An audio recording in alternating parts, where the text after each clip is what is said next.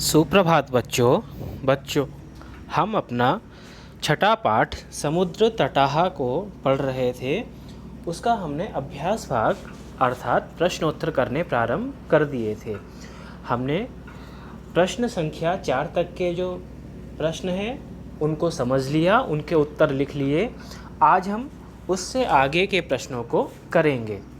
तो सबसे पहले आगे के जो प्रश्न हैं उनको करने से पहले हम कुछ सामान्य जानकारियाँ इकट्ठी करते हैं, कुछ सामान्य जानकारी समझ लेते हैं, जिससे आपको आगे के प्रश्न करने में बहुत ही सरलता, बहुत ही आसानी हो जाएगी और आप बहुत ही आसान तरीके से अपने प्रश्नों को हल कर सकेंगे।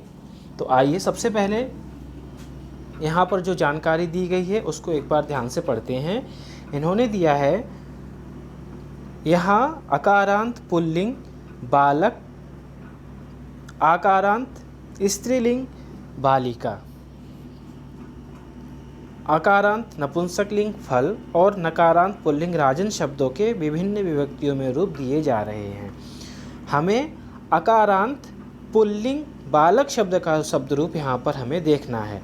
अकारांत पुल्लिंग बालक, तो इसको हम देखते हैं सबसे पहले कि अकारांत पुल्लिंग शब्द बालक। मैंने आपको पहले भी पिछले पाठों में आपको इस बालक का शब्द रूप लिखवाया है और इसके बारे में आपको बताया है। इस पाठ में तृतीया एवं चतुर्थी विभक्ति का कई बार प्रयोग हुआ है और हमें तृतीया एवं चतुर्थी विभक्ति के प्रयोग को ही समझना है इस पाठ के माध्यम से। इसलिए सबसे पहले जब मैंने आपको ये पाठ पढ़ाना प्रारंभ किया था तो मैंने आपको तृतीया एवं चतुर्थी विभक्ति के विषय में बताया था। आज फिर से मैं आपको एक बार तो समझा देता हूँ कि तृतीया एवं चतुर्थी विभक्ति में बालक शब्द के या फिर बालक शब्द की तरह ही अकारांत पुल्लिंग शब्द के जो भी शब्द होते हैं उनके रूप किस प्रकार से बनेंगे। आप देखते हैं यहाँ पर ये तृतीया विभक्ति के रूप हैं, ये चतुर्थी विभक्ति के रूप हैं। ये विभक्ति एक वचन, द्विवचन, बहुवचन। तो सबसे पहले विभक्ति कौन सी? तृतीया। तृतीया विभक्ति एक वचन में क्या बना है? बालकेन। द्विवचन में क्या बना है? बालकाभ्याम। और बहुवचन में क्या बना है? बालकैहि। तो तृतीया विभक्ति एक वचन में बालकेन, द्विवचन में बालकाभ्याम और बहुवचन में बालकैहि। इसी प्रकार से चतुर्थी विभक्ति में हम देखते हैं, चतुर्थी विभक्ति में बालकाय, द्विवचन में बालकाभ्याम और बहुवचन में बालकेभ्यः। तो हमें इन दोनों विभक्तियों के रूप अच्छे से समझ लेने चाहिए, क्योंकि इससे पहले प्रथमा एवं द्वितीय विभक्ति के रूपों को हमने समझा था, जाना था। अब हम तृतीया एवं चतुर्थी विभक्ति के प्रयोगों को समझ रहे हैं और उनको सीख रहे हैं। तो हमें तृतीया एवं चतुर्थी विभक्ति के एक वचन, द्विवचन और बहुवचन में बालक शब्द के क्या रूप होंगे, इसको अच्छे से हमें याद कर लेना चाहिए। तो तृतीया विभक्ति एक वचन में बालकेन, द्विवचन में बालकाभ्याम, बहुवचन में बालकैहि। चतुर्थी विभक्ति एक वचन में बालकाय, द्विवचन में बालकाभ्याम और बहुवचन में बालकेभ्यः। अब आप एक लाइन नीचे लिखी हुई है उसको पढ़ते हैं। उन्होंने लिया है क्या कि वृक्ष, अध्यापक, छात्र, नर, देव आदि सभी अकारांत पुल्लिंग शब्दों के रूप इसी प्रकार होंगे। अर्थात जितने भी अकारांत पुल्लिंग शब्द इस प्रकार से होंगे उन सभी के शब्द रूप बालक की तरह ही चलेंगे। तृतीया विभक्ति में हमेशा जैसे हमने बालकेन बनाया है उसी प्रकार से हम वृक्षेन बनाएंगे, अध्यापकेन बनाएंगे, छात्रेण बनाएंगे, नरेण बनाएंगे, देवेन बनाएंगे। द्विवचन में वृक्षाभ्याम, अध्यापकाभ्याम और छात्राभ्याम, नराभ्याम, देवाभ्याम। ऐसे ही वृक्षहि, अध्यापकैहि, छात्रैहि, नरैहि, देवैहि। ऐसे ही और भी शब्दों को जैसे विद्यालय शब्द है, ये भी क्या है, पुल्लिंग शब्द है और आकार वाला शब्द। आकार मतलब छोटा आ जिसका लास्ट में आता है। आप सबने जब हमने पहला और दूसरा पाठ पढ़ा था तो हमने क्या किया था, पदों को अलग अलग करना सीखा था कि विद्यालय में वा, आधा वा, फिर उसमें छोटी ई, फिर आधा द, फिर आधा या, फिर इस तरीके से हमने उनको वर्णों को अलग अलग करना सीखा था। तो सबसे लास्ट में आ आता है, तो जिसके लास्ट में छोटा आ आता है वह शब्द अकारांत, और पुल्लिंग अगर होता है तो पुल्लिंग शब्द होगा। तो ऐसे ही हमें इस प्रकार के जितने भी शब्द हैं, वृक्ष, अध्यापक, छात्र, नर, देव, विद्यालय, चषक, जितने भी शब्द हैं उन शब्दों का रूप इन्हीं बालकेन, बालकाभ्याम, बालकई और बालकाय, बालकाभ्याम, बालकेभ्य की तरह ही सीखने चाहिए। आगे बढ़ते हैं हम। ये तो अकारांत पुल्लिंग शब्द की बात हुई। अब आकारांत स्त्रीलिंग शब्द में के जो रूप बनेंगे वो बालिका की तरह बनेंगे। उसको अब हम देखते हैं, समझते हैं। उसमें क्या होगा, हमने पहले भी आपको बालिका शब्द के रूप को लिखाया था, बताया था। फिर से आप एक बार इसके तृतीया चतुर्थी विभक्ति में जो रूप हैं उनको देख लीजिए।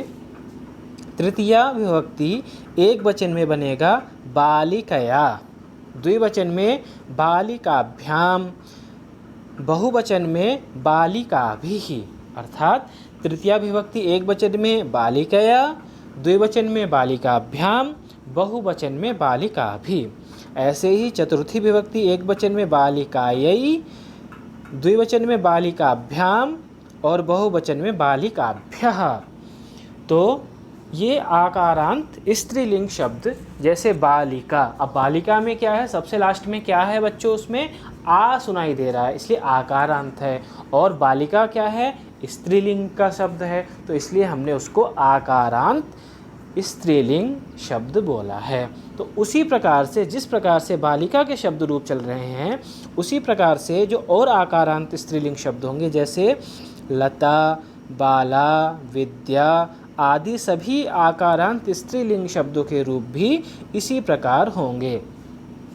अब जैसे तृतीया विभक्ति में हमने क्या किया है, बालिकया, एक वचन में बालिकया बनाया है। अगर यहाँ पर लता शब्द होता तो हम क्या बनाएंगे, लतया, बालिकाभ्याम, लताभ्याम, बालिकाभिः, लताभिः। ऐसे ही बालिकायै, लतायै, बालिकाभ्याम, लताभ्याम, बालिकाभ्यः, लताभ्यः।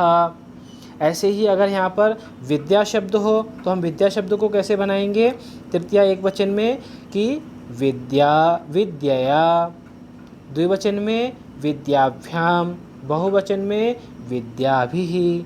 फिर चतुर्थी विभक्ति एक वचन में विद्यायै, फिर द्विवचन में विद्याभ्याम और बहुवचन में विद्याभ्यः।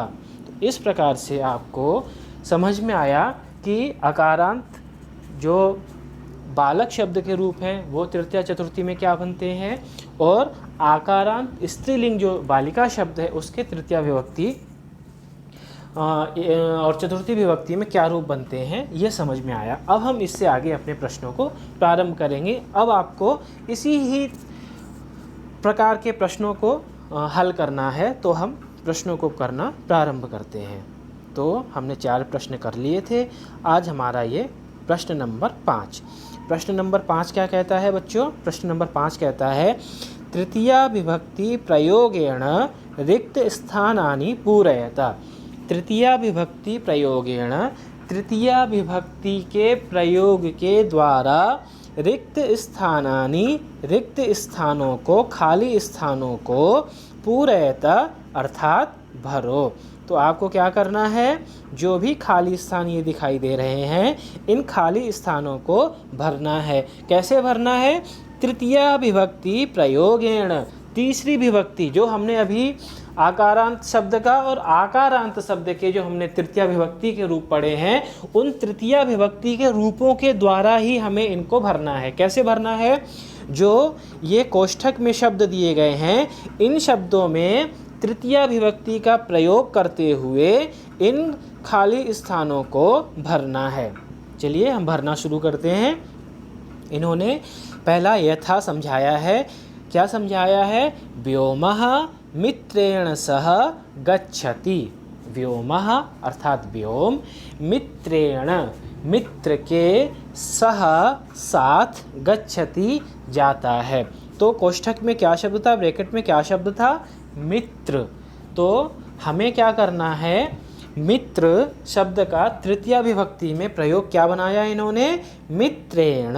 आपने देखा था कि बालकेन, नरेण, देवेन ऐसे ही रूप बने हैं। उसी प्रकार से हमें भी इन रूपों को बनाना है। तो इन्होंने जैसे बताया कि हमारा जो शब्द है वो मित्र शब्द है। मित्र शब्द के तृतीया विभक्ति को प्रयोग करके रिक्त स्थान की पूर्ति कर दी है इन्होंने। हम भी अब करना प्रारंभ करते हैं। सबसे पहला जो हमारा क्वेश्चन है का बालकाः सह पठन्ति। बालकाः अर्थात बालक, सह साथ, पठन्ति पढ़ते हैं। तो बालक साथ पढ़ते हैं, किसके साथ पढ़ते हैं? इसको हमें इस शब्द के माध्यम से और इस शब्द में तृतीया विभक्ति का प्रयोग करते हुए पूरा करना है। क्या शब्द है हमारा? बालिका शब्द दिया गया है। आपने आकारांत, आकारांत बालिका शब्द के रूप को देखा है।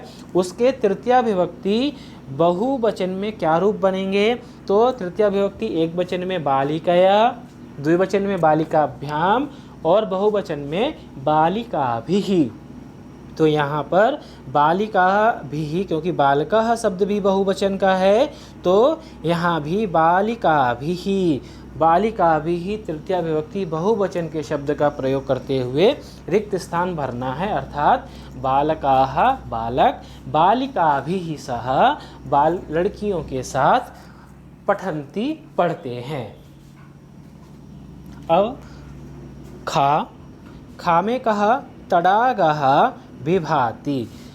तडागः तालाब, सरोवर, विभाति सुंदर लग रहा है। तालाब किसके द्वारा सुंदर लगता है? तो उसको रिक्त स्थान में हमें भरना है। किस शब्द का हमें प्रयोग करते हुए? कमल शब्द में तृतीया विभक्ति के प्रयोग को दिखाते हुए रिक्त स्थान की पूर्ति करनी है। तो तडागाः, कमल में तृतीया विभक्ति बहुवचन का प्रयोग करेंगे।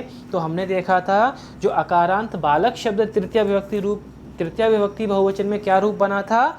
बालकैहि। उसी प्रकार से हमें यहाँ पर कमलैहि रूप बना करके यहाँ पर रिक्त स्थान की पूर्ति करनी है। और हमारा जो वाक्य बनेगा वो बनेगा तडागः कमलैहि विभाति। तडाग सरोवर कमलों से विभाति सुंदर लगता है। ग अहमपि खेलामि। अहमपि मैं भी, खेलामि खेलता हूँ या खेलती हूँ। तो किससे खेलती हूँ? कोष्ठक में शब्द दिया गया है कंदुक। कंदुक का अर्थ होता है गेंद। इसमें हमें तृतीया विभक्ति के प्रयोग से रिक्त स्थान भरना है। कंदुक शब्द देखो बच्चों, आकारांत नहीं है, आ है छोटा तो अकारांत है, पुल्लिंग है इसकी, इसलिए इसमें क्या होगा? बालक के समान ही इसका रूप चलेगा। और हमें यहाँ पर तृतीया विभक्ति एक वचन का प्रयोग करते हुए अपना रिक्त स्थान भरना है। तो तृतीया विभक्ति एक वचन में बालकेन बना था, उसी प्रकार से हमें यहाँ पर कंदुकेन बनाना है और अपना वाक्य बनाना है अहमपि कंदुकेन खेलामि। अहमपि मैं भी, कंदुकेन गेंद से, खेलामि खेलता हूँ, खेल रहा हूँ या खेल रही हूँ। आगे है घ अश्वाः सह धावन्ति। अश्वाः घोड़े, सह साथ, धावन्ति दौड़ रहे हैं। तो यहाँ भी जो शब्द है अश्व शब्द दिया गया है। अश्व का मतलब क्या होते हैं? अश्व का मतलब होता है घोड़ा। तो यहाँ पर हमें तृतीया विभक्ति एक वचन का प्रयोग करना है। आप जानते हो क्या कि अश्व शब्द क्या है? अकारांत है। अकारांत होने से क्या है, यहाँ पर भी बालक की तरह रूप चलेंगे और बालक की तरह ही हमें इसका रूप बनाना है। तो बालक का तृतीया विभक्ति में क्या रूप बना था? बालकेन, बालकाभ्याम, बालकैहि। ऐसे ही अश्वेन, अश्वाभ्याम, अश्वैहि रूप बनेगा। और हम यहाँ पर बनाएंगे अश्वाः अश्वैः सह धावन्ति, घोड़े घोड़ों के साथ दौड़ रहे हैं। आगे मृगाः सह चरन्ति, सह अर्थात साथ, चरन्ति चर रहे हैं, घास खा रहे हैं। तो मृगाः मृग हिरण, सह साथ, चरन्ति चर रहे हैं। शब्द क्या दिया गया है? मृग शब्द दिया गया है। मृग शब्द में हमें तृतीया विभक्ति एक वचन या बहुवचन का प्रयोग करके अपना वाक्य बनाना है। तो एक वचन में मृगेण, द्विवचन में मृगाभ्याम, बहुवचन में मृगैहि। तो यहाँ पर मृगाः मृगैहि सह चरन्ति, मृग हिरण हिरणों के साथ चर रहे हैं, घास खा रहे हैं। हम एक बार इसके माध्यम से इन शब्दों को देख सकते हैं कि किस प्रकार से हमने इन शब्दों को किया है। जैसे इन्होंने पहले दिया था व्योमः मित्रेण सह गच्छति, तो मित्र का हमने तृतीया विभक्ति एक वचन में मित्रेण बनाया था। का बालकाः बालिकाभिः सह पठन्ति, बालिका का तृतीया विभक्ति बहुवचन में बालिका भी शब्द बनाया। तडागः कमलैः विभाति, तडाग सरोवर कमलों से सुंदर लगता है, तो कमल का तृतीया विभक्ति बहुवचन में कमलैः बनाया। अहमपि कंदुकेन खेलामि, अहमपि मैं भी, कंदुकेन गेंद के द्वारा, खेलामि खेल रहा हूँ।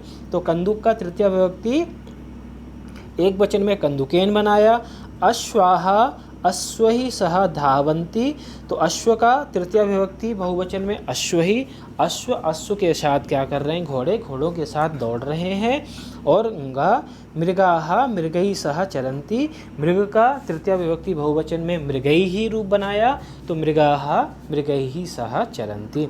इस प्रकार से ये हमारा प्रश्न संख्या 5 क्वेश्चन नंबर 5 पूरा हुआ। और आपको तृतीया विभक्ति के शब्दों का कैसे प्रयोग करना है यह भी समझ में आया होगा। अब हम क्वेश्चन नंबर 6 की तरफ बढ़ते हैं। इसमें क्या करना है बच्चों? देखो क्वेश्चन नंबर 6 कहता है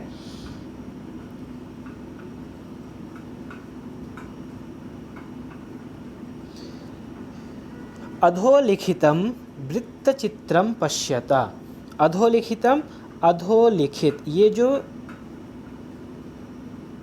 चित्र है ये वृत्त चित्र था, गोलाकार चित्र है, उस चित्र को पश्यता देखो। तो अधोलिखितम वृत्त चित्रम पश्यता, अधोलिखित वृत्त चित्र को देखो और उदाहरणानुसारेण कोष्ठकगतैः शब्दैः उचित वाक्यानि रचयता। उदाहरणानुसारेण, उदाहरण के अनुसार, ये उदाहरण दिया गया है, इसके अनुसार कोष्ठकगतैः शब्दैः, कोष्ठक में दिए गए शब्दों के द्वारा उचित वाक्यानि, इस प्रकार के वाक्यों को रचयत बनाओ। ये आपको चित्र दिखाई दे रहा है। इस चित्र में ये जो कोष्ठक में शब्द दिए गए हैं, इन शब्दों के द्वारा क्या करना है आपको? उचित वाक्यानि रचयता, उचित वाक्यों को बनाना है। आप देख रहे हैं 1 से शुरू किया है, 8 तक इन्होंने दिया है। और हमें यहाँ पर भी देखो 1 से 8 तक के वाक्य बनाने हैं। तो एक वाक्य इन्होंने उदाहरण के रूप में बना दिया है, बाकी के वाक्य हमें बनाने हैं। कैसे बनाने हैं बच्चों? यहाँ पर जैसे हमने ऊपर तृतीया विभक्ति का प्रयोग किया था, ऐसे ही हमें केवल तृतीया विभक्ति का प्रयोग करते जाना है और हमारा वाक्य आसानी से बन जाएगा। कैसे देखते हैं हम? हमारा जो मुख्य है वो है रहीमः, रहीम सब कुछ करने वाला रहीम है। तो आपको देखा कि रहीम है और लास्ट का जो ये सर्कल है इसमें सभी क्या हैं? क्रिया दी गई हैं, जो वो काम कर रहा है। करने वाला कौन है? ये रहीम है। तो जैसे इन्होंने सबसे पहला एक उदाहरण दिया है कि ये 1 का बनाया है, रहीमः मित्र सह क्रीडति। तो मित्र में हमें क्या करना है यहाँ पर बच्चों? तृतीया विभक्ति का प्रयोग करना है।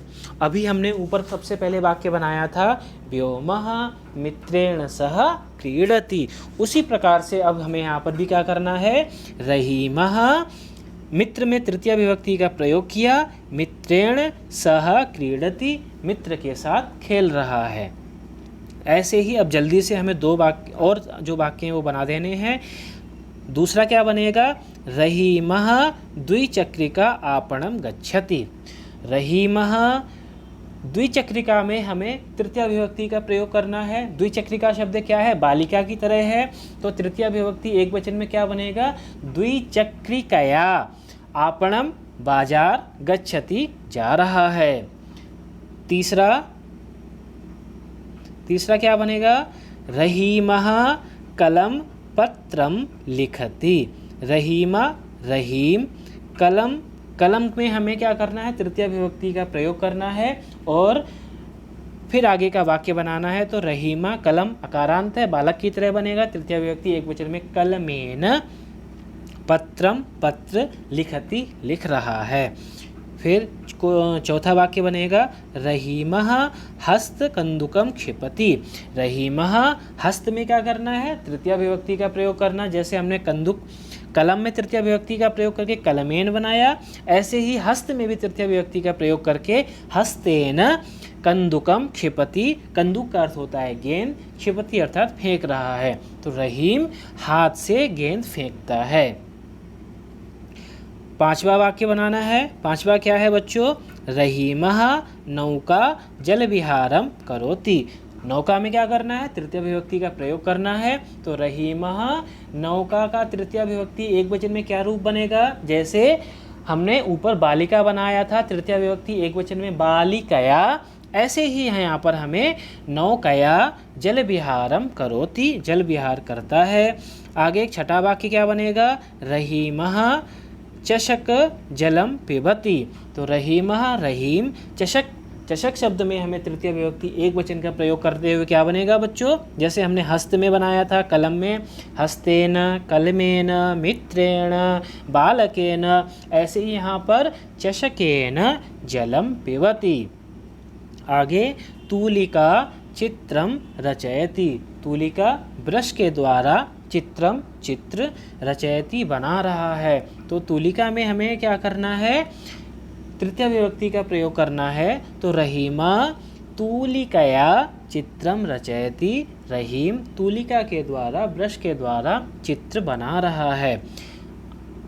आठवां वाक्य क्या है, रहीमः वायुयान ह्यः आगच्छत्। रहीमा रहीम वायुयान में भी तृतीय विभक्ति एक वचन में, वायुयान अकारांत शब्द है, तो वायुयानेन ह्यः का अर्थ होता है बीता हुआ कल, और आने वाले कल को कहते हैं श्वः, और आज को कहते हैं अद्य। तो यह का अर्थ हुआ आने वाला कल, आया हुआ बीता हुआ कल। तो रहीमः वायुयानेन, रहीम वायुयान के द्वारा, यह कल आगच्छत आया था। इस प्रकार से बच्चों हमने ये 8 वाक्य बनाए हैं।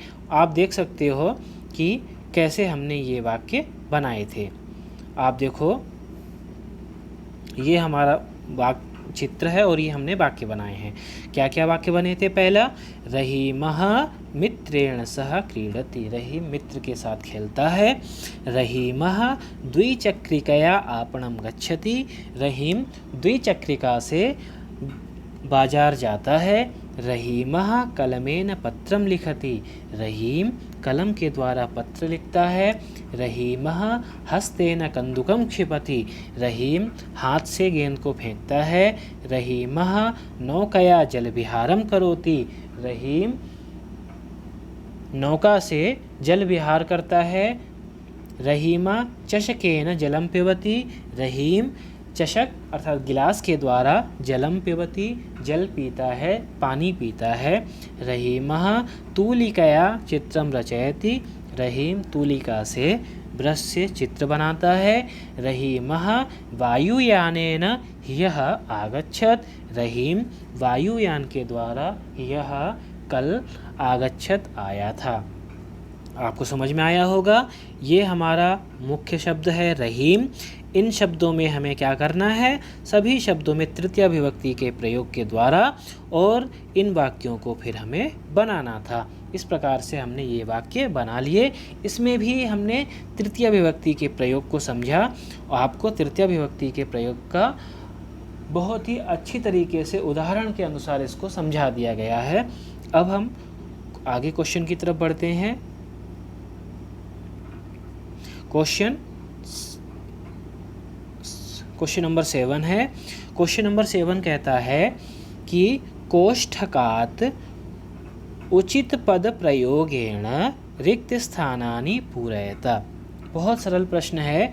क्या करना है हमें, कोष्ठकात्, ये जो कोष्ठक में शब्द दिए गए हैं इन शब्दों के उचित पद प्रयोगेण, उचित शब्दों के प्रयोग से, यहाँ पर बच्चों देखो दो दो शब्द दिए गए हैं लेकिन हमें उचित शब्दों से, उचित शब्द के द्वारा रिक्त स्थानानि पूरयत, रिक्त स्थानों को, खाली स्थानों को भरना है।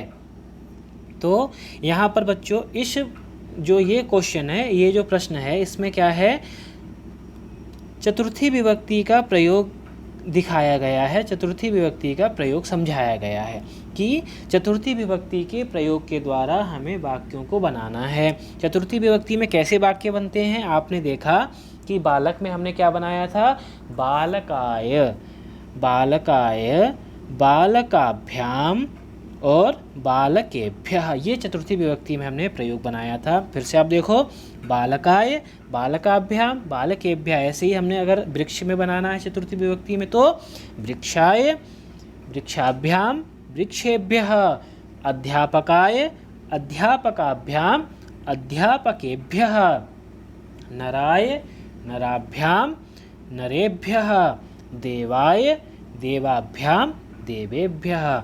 और ऐसे ही आकारांत स्त्रीलिंग में फिर से देखो, चतुर्थी विभक्ति में बालिकायै, बालिकाभ्याम, बालिकाभ्यः। ऐसे ही आगे लता को देखेंगे तो लतायै, लताभ्याम, लताभ्यः, विद्यायै, विद्याभ्याम, विद्याभ्यः।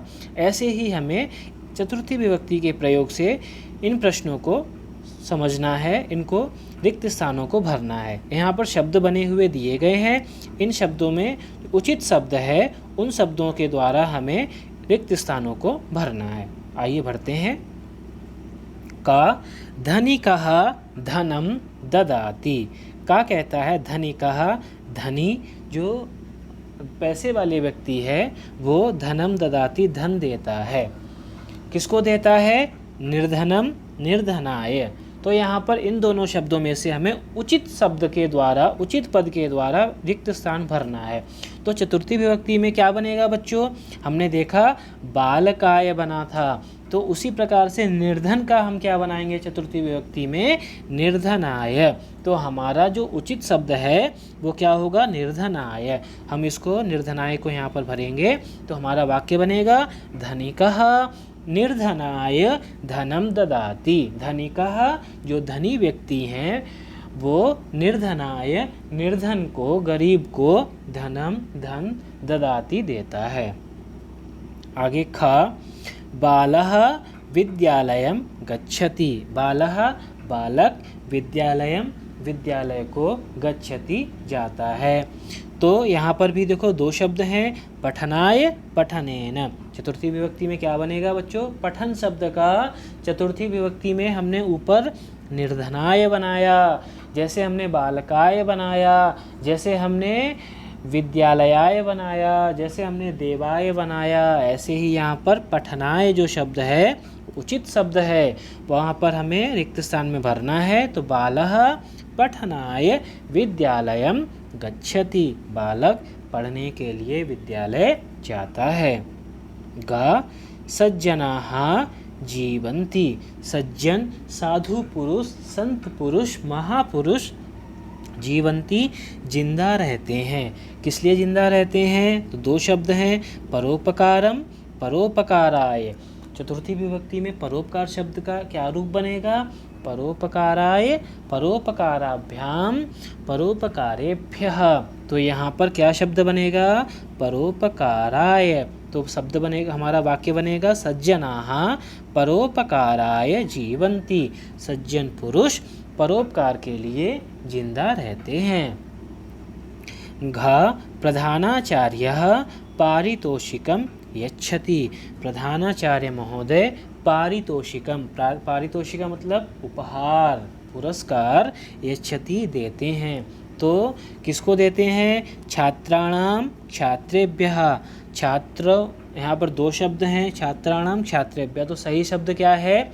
आप जानते हो छात्र को चतुर्थी विभक्ति एक वचन में छात्राय, द्विवचन में छात्राभ्याम और बहुवचन में छात्रेभ्यः। तो हमारा जो वाक्य बनेगा वो क्या बनेगा? प्रधानाचार्यः छात्रेभ्यः पारितोषिकम यच्छति। प्रधानाचार्य जी छात्रों को पारितोषिक उपहार दे रहे हैं। आगे अंगा नमः नमस्कार है, शिक्षकाय शिक्षकम। सही शब्द क्या होगा? चतुर्थी विभक्ति एक वचन में शिक्षकाय। हमें यहाँ पर शिक्षकाय रूप बनेगा, भर देना है, तो वाक्य बनेगा शिक्षकाय नमः, शिक्षक को नमस्कार है। हमने जो वाक्य बनाए हैं इनके आप इसके द्वारा समझ सकते हो। का धनिकः निर्धनाय धनम ददाति, निर्धन शब्द को हमने भरा। बालः पठनाय विद्यालयं गच्छति, पठनाय आएगा क्योंकि हमें चतुर्थी विभक्ति के रूप भरने हैं। सज्जनाः परोपकाराय जीवन्ति, परोपकार है। प्रधानाचार्यः छात्रेभ्यः पारितोषिकं यच्छति, छात्रेभ्यः। और नमः, तो यहाँ पर क्या आएगा? इसलिए मैंने छोड़ा है क्योंकि यहाँ पर शिक्षकाय, शिक्षकों को नमस्कार है। तो इस प्रकार से बच्चों आपको चतुर्थी विभक्ति के प्रयोगों को भी आपने जान लिया है, समझ लिया है कि हमें चतुर्थी विभक्ति के शब्दों का प्रयोग कैसे करना है। तो अब हम तृतीया एवं चतुर्थी विभक्ति के प्रयोगों को समझ लिया है और हमारे इस पाठ के सभी प्रश्नों को भी हमने समझ लिया है, जान लिया है। और इस प्रकार से हमारा ये पाठ समाप्त होता है। हम आज का पाठ यहीं समाप्त करते हैं। अगली कक्षा में हम नए पाठ के साथ नया पाठ पढ़ना प्रारंभ करेंगे। धन्यवाद।